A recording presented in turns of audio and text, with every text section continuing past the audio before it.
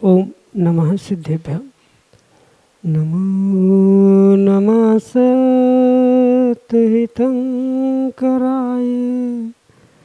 वीराय भव्याम्बुजभास्कराय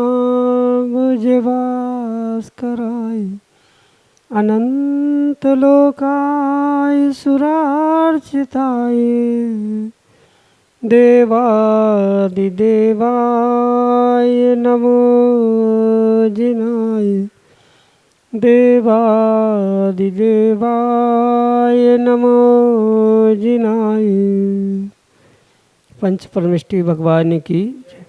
परम पूज्य आचार्य भगवंत गुरुवर विशुद्ध सागर जी मुनि महाराज की, परम पूज्य मुनि श्री सुप्रभ सागर जी महाराज की, देवादिदेव 1008 से मुनि सुव्रतनाथ भगवान की।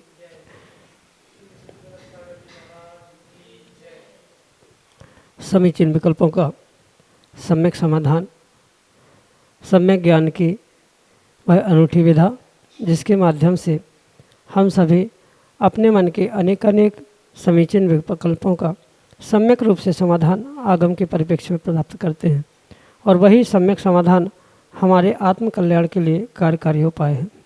क्योंकि वर्तमान में हमारे पास तीर्थंकर भगवंत नहीं है कि साक्षात हम जाकर के उनसे मन का विकल्प उनके समक्ष रखते हुए अपन उसका सम्यक रूप से समाधान प्राप्त करें। लेकिन तीर्थंकर भगवंत की प्रतिकृति के रूप में परम पूज्य आचार्य भगवंत गुरुवर विशुद्ध सागर जी महाराज के मंगल सुभाषित से, उन्हीं के सुयोग से परम पूज्य मुनि श्री सुप्रभ सागर जी महाराज आपको आपके मन का सम्यक समाधान प्रदान कर रहे हैं, और वही सम्यक समाधान आपके कल्याण के लिए कार्यकारी उपाय है। ऐसे आत्मकल्याण की अनूठी विधा आप भी जुड़ने का प्रयास करें, क्योंकि वही पावन धरा है जिस धरा पर कभी तीर्थंकर भगवंत महावीर स्वामी साक्षात समुसरण के साथ उस विपुलाचल पर्वत पर आए थे, और उस विपुलाचल पर्वत पर श्रेणिक जैसे श्रेष्ठी ने तीर्थंकर भगवंत से 60,000 प्रश्न करके और जन जन के मन के विकल्प का सम्यक रूप से समाधान प्राप्त किया था, जो कि प्राणी मात्र के लिए कल्याण का साधन बना था। ऐसे ही उस अनूठी विधा को आज हम निर्ग्रंथों के मुखारबिंदु से प्राप्त करते हुए अपने कल्याण का पथ अवश्य प्रशस्त कर सकते हैं। तो ऐसे आत्म कल्याण की अनूठी विधा से आप भी जुड़ने का प्रयास करें और अपना समीचीन विकल्प भेज करके परम पूज्य मुनिश्री से उसका सम्यक समाधान प्राप्त करें। प्रारंभ करते हैं आज का सम्यक समाधान। और आज के पहले विकल्प के लिए डॉक्टर मगन जैन, श्रीमती चंदा जैन, आष्टा मध्य प्रदेश से महाराज श्री के श्री चरणों में बारंबार नमोस्तु निवेदित करते हुए अपना समीचीन प्रश्न रख रहे हैं कि महाराज जी, सिद्धों की कौन सी मार्गणाएँ नहीं होती। हमारे समीचीन विकल्प का सम्यक समाधान करने की अनुकंपा करें। नमोस्तु महाराज जी, नमोस्तु। ओम नमः सिद्धम। परम पूज्य आचार्य भगवान गुरुवर विशुद्ध सागर जी महाराज जी की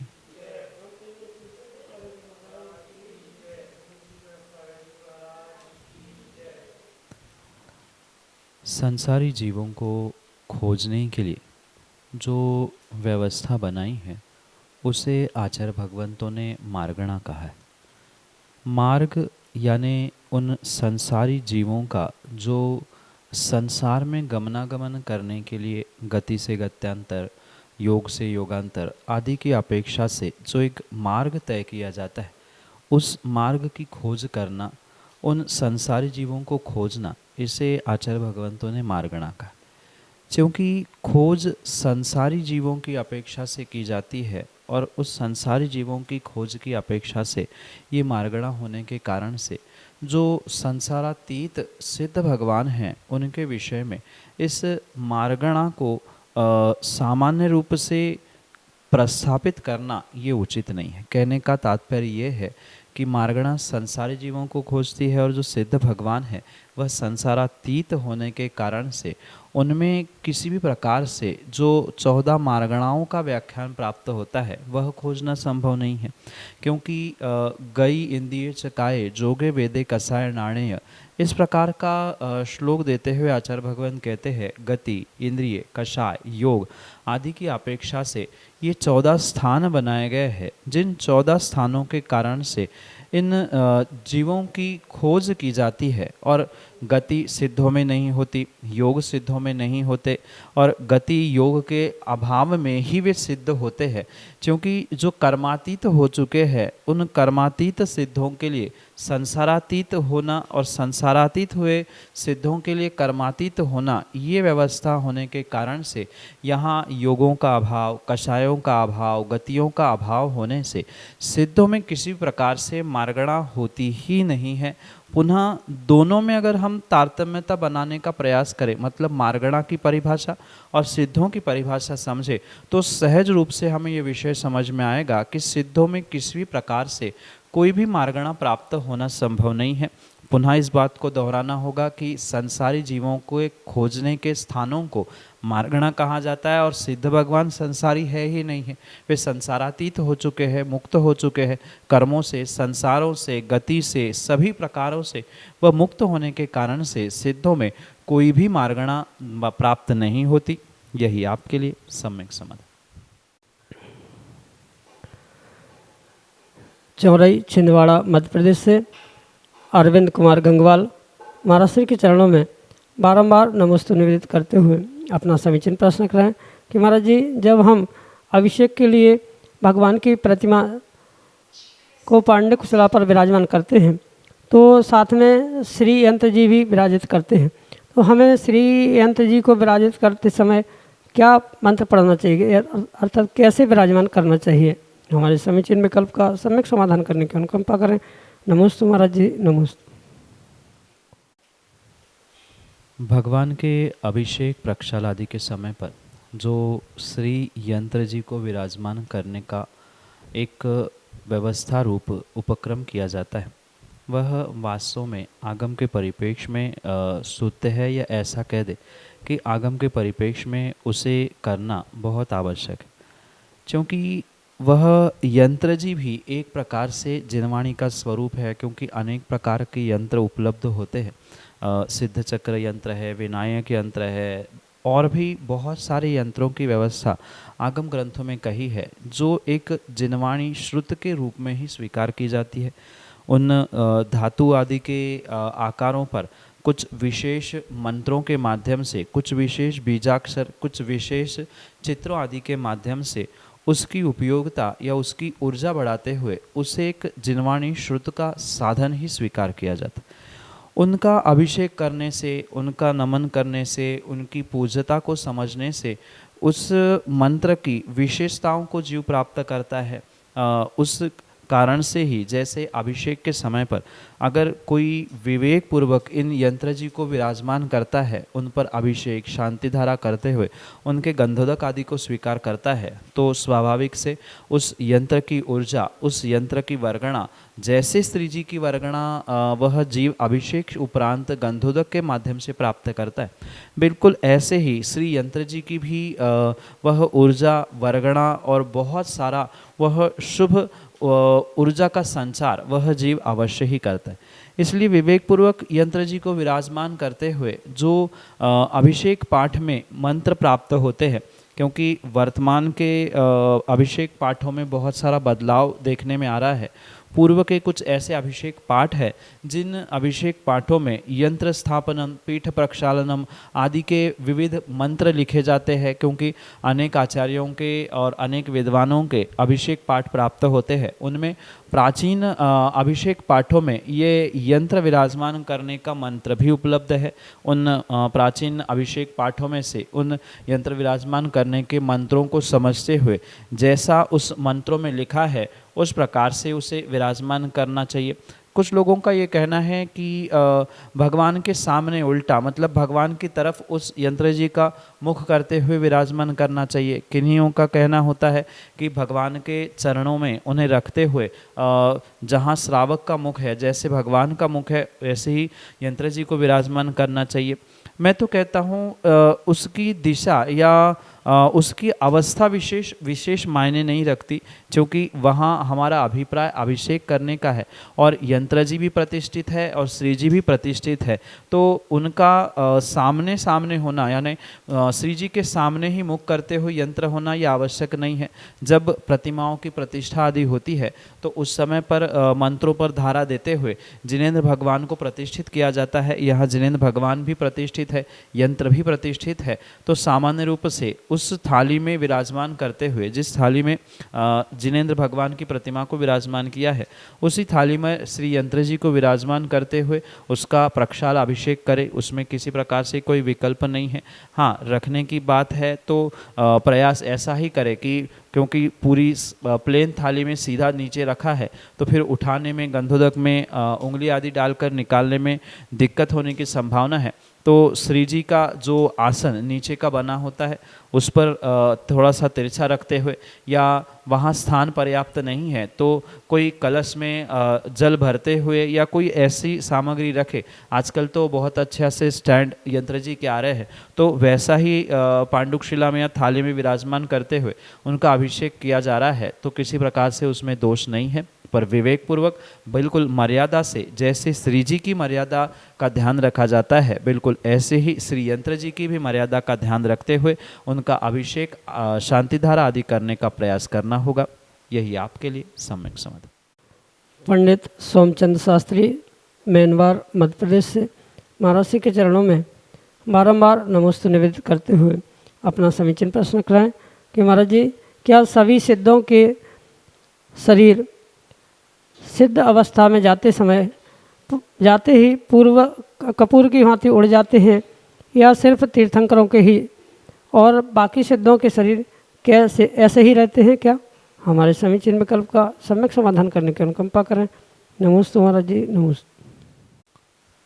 जैसे ही संसारी जीवों की मुक्ति होती है, कर्मातीत संसारी जीव होता है, उस एक ही समय में जो उनका पूर्व शरीर होता है, जिसे चरम शरीर कहा जाता है, अंतिम शरीर कहा जाता है, वह अंतिम शरीर सभी ही सिद्धों का कपूर के भांति उड़ जाता है। ये आवश्यकता नहीं है कि किन्हीं तीर्थंकर भगवंतों का ही वह कपूर भांति शरीर उड़ गया है, क्योंकि सिद्ध भगवान सिद्ध अवस्था को प्राप्त करते हुए या संसारी जीव मुक्ति को प्राप्त करते हुए व्यवस्था तो लगभग सभी के लिए एक समान ही होती है।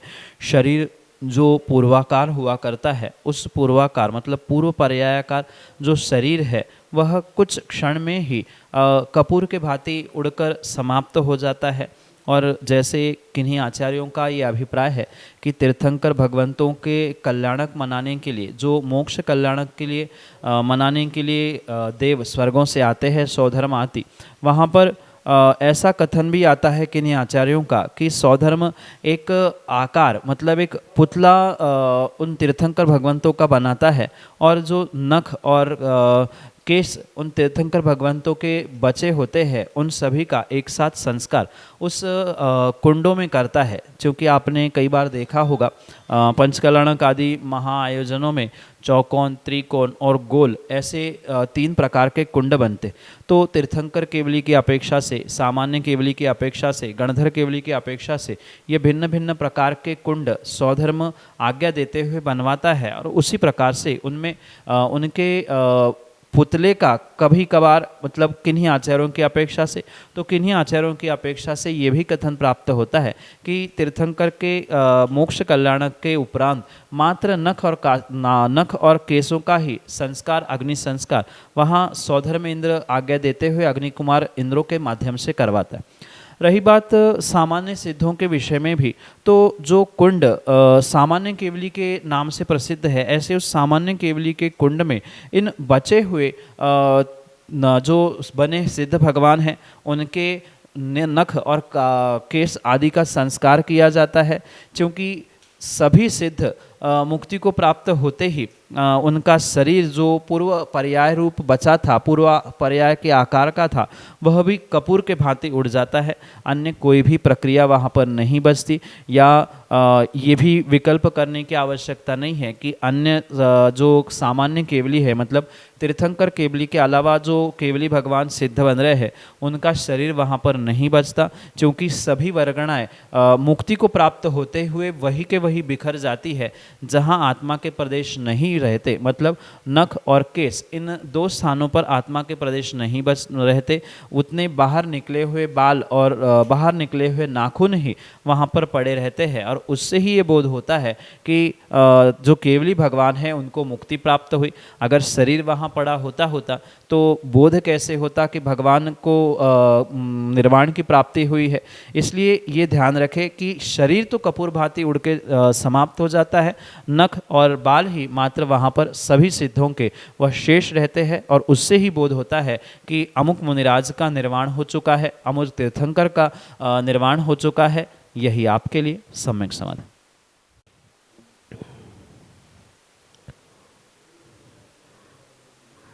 अखिलेश शास्त्री, रामगढ़, उत्तर प्रदेश से महाराष्ट्र के चरणों में बारंबार नमोस्तु निवेदित करते हुए अपना समीचीन प्रश्न रख रहे हैं कि महाराज जी, जैसे कि आपने पूर्व में सम्यक रूप से समाधान दिया था कि बिना मंदिर के मान स्तंभ नहीं होना चाहिए, तो क्या हम जो कीर्ति स्तंभ बना करके उस कीर्ति स्तंभ पर प्रतिष्ठित भगवान की प्रतिमा विराजमान कर सकते हैं?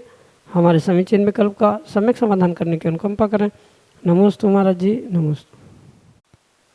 पंडित जी, सबसे पहले तो आपको विवेक पूर्वक मान स्तंभ और कीर्ति स्तंभ, इन दोनों की व्यवस्था को आगम के परिप्रेक्ष्य में समझने की आवश्यकता है।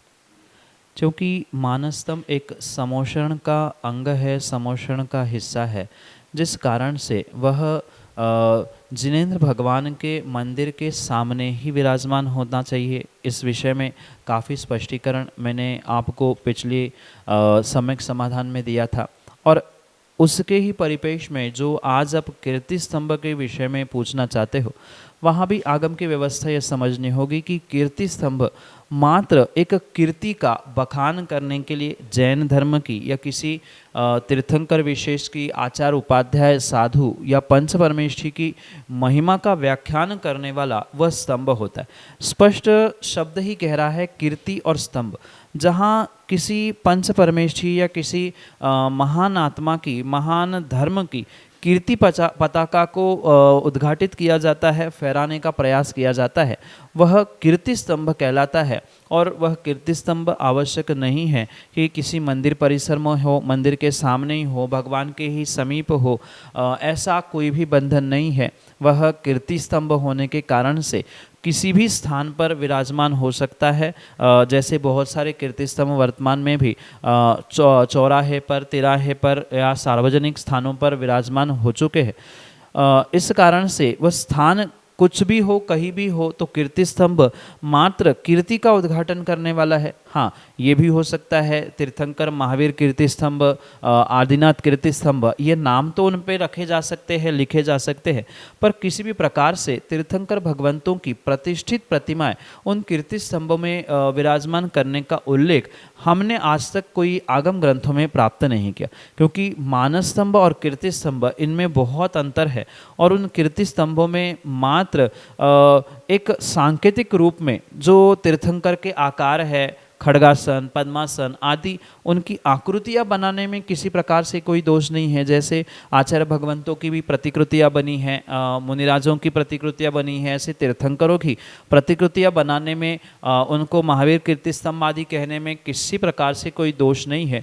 पर मेरे पढ़ने में अभी तक ये कोई उल्लेख प्रतिष्ठा ग्रंथों में नहीं आया कि कीर्ति स्तंभों पर प्रतिष्ठित जिनेंद्र भगवान को विराजमान किया जाए। अगर कीर्ति स्तंभों पर फिर जिनेंद्र भगवान को प्रतिष्ठित करते हुए विराजमान किया जा रहा है, तो फिर कीर्ति स्तंभ और मानस स्तंभ में अंतर क्या बचेगा? ये भी बहुत बड़ा प्रश्न सामने आ सकता है। इसलिए आगम के परिप्रेक्ष्य में यह कार्य करना उचित नहीं है। यही आपके लिए सम्यक समाधान। श्रीमती संतोष देवी जैन, नवादा, बिहार से अगले समीचीन विकल्प के लिए। महाराज जी, नमोस्तु। हम जो प्रक्षाल करते, माने प्रक्षाल होता है तो कपड़ा गंदा हो जाता है, तो फिर उसको साबुन से धो सकते हैं कि नहीं, या फिर उसको हम लोग पोंछा उसमें थाली वाली पोंछने के काम में, द्रव का थाली वगैरह पोंछने के काम में ले सकते हैं क्या? प्रक्षाल करने के उपरांत जो श्री जिनेंद्र भगवान के अभिषेक आदि के निमित्त से प्राप्त हुआ छन्ना, या जिसे सामान्य भाषा में अंगूठी कहा जाता है, उसको भी वास्तव में बहुत विवेकपूर्वक सुरक्षित रखने की आवश्यकता है। वर्तमान में यात्रा करते समय हमने कई सारे स्थानों पर ये देखने का प्रयास किया कि जिनेंद्र भगवान की प्रतिमा और उसके प्रक्षाल अभिषेक आदि की व्यवस्था तो फिर भी जैसे तैसे ले देकर सुचारू रूप से चल रही है, पर उनकी अंगूठियाँ, मतलब उनका प्रक्षाल करने का जो वस्त्र है, उनका मार्जन करने का जो वस्त्र है, कई बार उसे देखकर ही शर्म लगती है कि इससे तो और अच्छे ज़मीन पहुँचने वाले पोंछे हो सकते हैं। इतनी दुर्अवस्था में वे अंगूठियाँ मंदिरों में टंगी हुई देखने में आती। ये बात सत्य है कि वह श्री जिनेंद्र भगवान से स्पर्शित है, प्रक्षाल किया होने से कथनचित वह सम्मानीय, पूजनीय या विवेकपूर्वक रखने योग्य है, तो उन्हें यहाँ वहाँ फेंकना उचित नहीं है। पर इसका मतलब ये नहीं है कि खराब हुई है सो जब तक चल रहा है, जब तक फट नहीं रही है तब तक वह खराब काली कलुठी अंगूठी से ही या छन्ने से ही प्रक्षाल किया जा रहा है, ये किसी प्रकार से उचित नहीं है। क्योंकि जिनेंद्र भगवान की प्रतिमा का साक्षात वहाँ पर प्रक्षाल किया जा रहा है, तो ये विवेकपूर्वक ही करना चाहिए। जितना व्यक्ति करोड़ों का दान देता है, मैं तो कहता हूँ उन करोड़ों की दान की जगह जिन मंदिरों में ऐसी आवश्यकता है, समझ में आ रहा है, उन मंदिरों में श्रावकों को सबसे पहले छन्ने, अंगूठी आदि दान करते हुए वह प्रक्षाल, अभिषेक आदि की व्यवस्था को व्यवस्थित सुचारू रूप से मर्यादित करने की आवश्यकता है। रही बात जो खराब हो चुके हैं उनके विषय में अगर हम समझें तो उनको भी कहीं नाली में फेंक देना या कहीं कचड़े में फेंक देना ये उचित नहीं, क्योंकि साक्षात तीर्थंकर भगवान के प्रतिमा से और उनके गंधोदक आदि से स्पर्शित वह पवित्र वस्त्र हो चुका है, इसलिए उसको विवेक पूर्वक ही व्यवस्थित करने का प्रयास करना होगा। जैसे खराब हो ही चुका है तो उस छन्ने को, उस गन्ने को या जो अंगूठी के रूप में प्राप्त कपड़ा है, भले ही गंदा हो चुका है, पर उसे अभी घर में एक पूज्यता के रूप में, घर में नहीं मंदिर में कहीं एकत्रित करने का प्रयास करें, या उनको कहीं एक जगह पर व्यवस्थित रखते हुए किसी बहते पानी में उसे बहाने का प्रयास करें।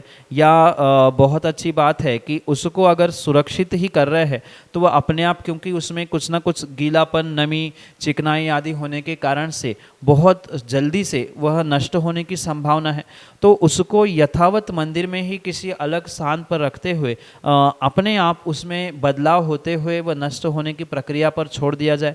क्योंकि उसे किसी अन्य प्रकार से आप जलाने का या कुछ और प्रयास करने का विचार करेंगे तो स्पर्शित वर्गणाएं, स्पर्शित जो धूलिकण जिनेंद्र भगवान की प्रतिमा के हैं, उन्हें भी नष्ट करने का कहीं न कहीं दोष लगने की संभावना है। इसलिए प्रयोग से हटाकर उसे सुरक्षित किसी एक पेटी में, किसी एक अलमारी में, किसी एक कोने में रख दिया जाए, जो अपने आप उसमें उत्पाद व्यय होते हुए, मतलब अपने आप उसमें बदलाव होते हुए कुछ दिनों बाद वह नष्ट हो जाएगा, समाप्त हो जाएगा, आपका भी दोष बच जाएगा और उसके अविनय के भी पापों से आप बच सकते हैं।